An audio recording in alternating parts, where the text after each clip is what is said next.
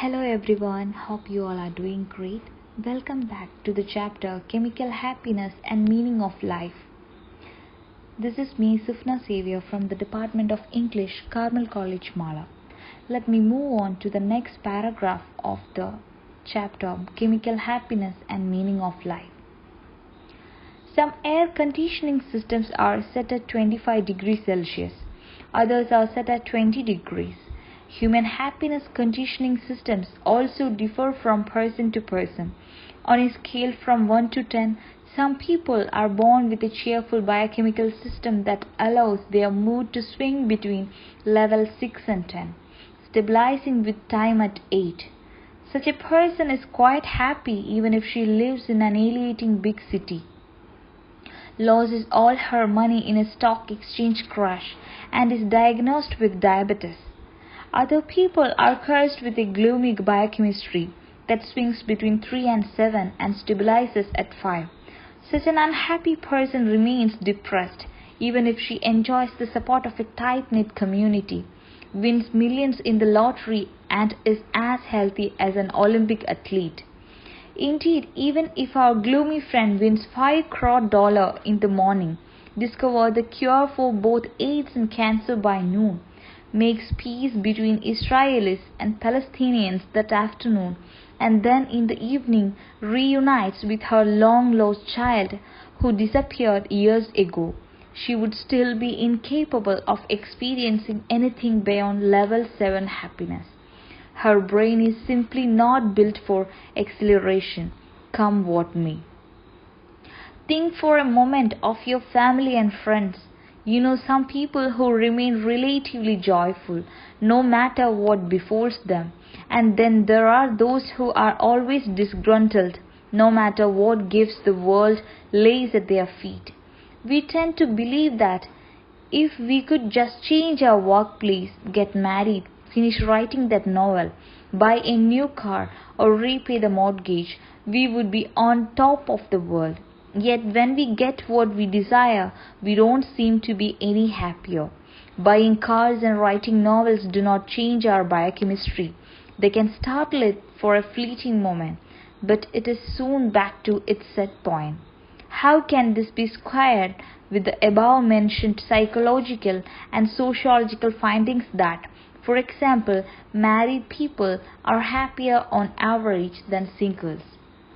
So here, Harari is saying that air conditioning systems keep the temperature inside our rooms relatively constant.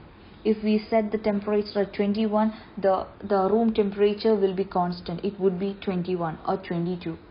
Even if it is too hot or too cold outside, whatever happens outside, our temperature would be constant. It would be 21. Even if the temperature outside is 40 degrees Celsius or 42 degrees Celsius, the temperature inside the room would be 21. So that's the speciality with air conditioning system. So similarly, external factors will only slightly cause fluctuations in the temperature inside our rooms, because the AC is working, air conditioning system is working, and it will bring back and maintain the set temperature. Whatever happens outside the rooms, the room temperature is set to 21 degree or 20 degree. So it will bring back the same temperature in the room. Similarly, our internal biochemistry always works to keep our temperament or our mental state at a stable level. It prevents us from being too sad or too happy. We have got a permanent state of mental happiness. Either we are too happy, we can't be too happy or too sad. We have a set point.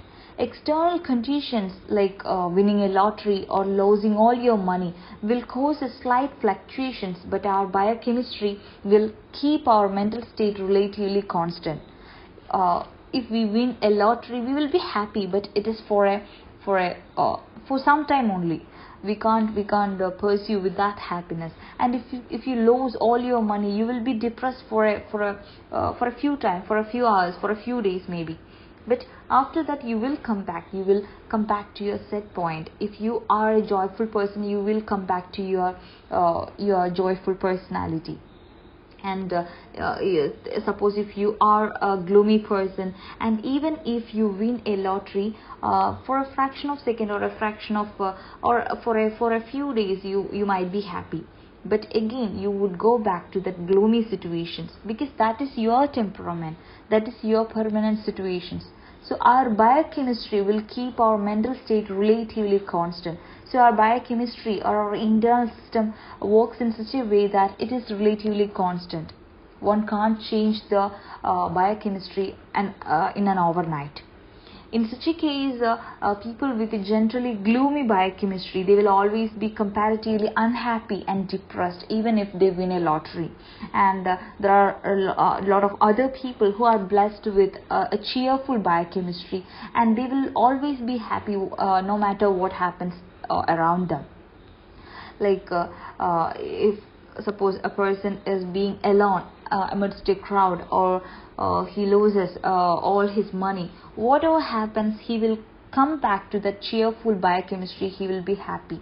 So it depends on genetics to a large extent.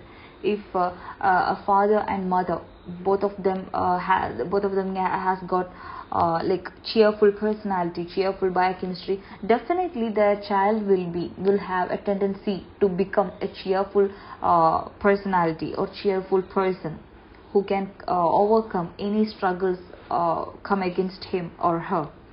So the biochemistry with which we are born determines our level of happiness. External factors, of course, external factors can cause fluctuations in our moods, or can cause fluctuations in our mental state, but it depends on our biochemistry. And to be more happy, we should try to improve our biochemistry to make it more cheerful. So we have to work with our biochemistry to make ourselves more happy and more cheerful. So if you are happy, your biochemistry is responsible for that. If you are gloomy for a long period of time, and if you are relatively constantly you are gloomy, then you have to blame your biochemistry. Compare a medieval French peasant to a modern Parisian banker. The peasant lived in an unheated mud hut overlooking the local pigsty, while the banker goes home to a splendid penthouse with all the latest technological gadgets and a view to the Champs-Élysées. Intuitively, we would expect the banker to be much happier than the peasant. However, mud huts, penthouses, and the Champs-Élysées don't really determine our mood. Serotonin does. When the medieval peasant completed the construction of his mud hut, his brain neurons secreted serotonin, bringing it up to level 10. When in 2014 the banker made the last payment on his wonderful penthouse, brain neurons secreted a similar amount of serotonin, bringing it up to a similar level 10. It makes no difference to the brain that the penthouse is far more comfortable than the mud hut. The only thing that matters is that at present the level of serotonin is 10. Consequently, the banker would not be one iota happier than his great-great-great-grandfather, the poor medieval peasant. So here he says that like economical or financial factors also do not change our biochemistry. He is giving an example. He is making a comparison between a medieval French peasant and a modern Parisian banker. Both of them are living in two centuries, a medieval French peasant. And when the medieval French peasant made his small mud hut, when he has completed the construction of his small mud hut, he has experienced a level of happiness due to the secretion of serotonin by his brain. Similarly, when the modern banker bought a luxurious penthouse, when he has completed the EMI of this luxurious penthouse, he might have experienced a level of happiness due to the secretion of same level of serotonin at the medieval peasant. Like as the medieval peasant, like the medieval peasant also has experienced a level of happiness, and this banker who is living centuries apart or decades apart from this medieval peasant, when he had bought a luxurious penthouse, he also experienced a level of happiness.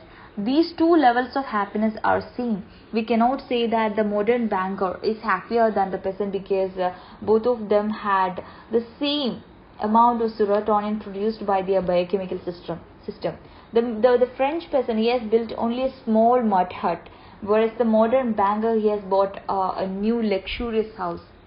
Two levels of achievement, but the level of happiness is same. Hence both of them experienced equal happiness. So economic factors do not have much role in determining our level of happiness. It is the amount of serotonin or dopamine or oxytocin produced in our body determines our happiness level.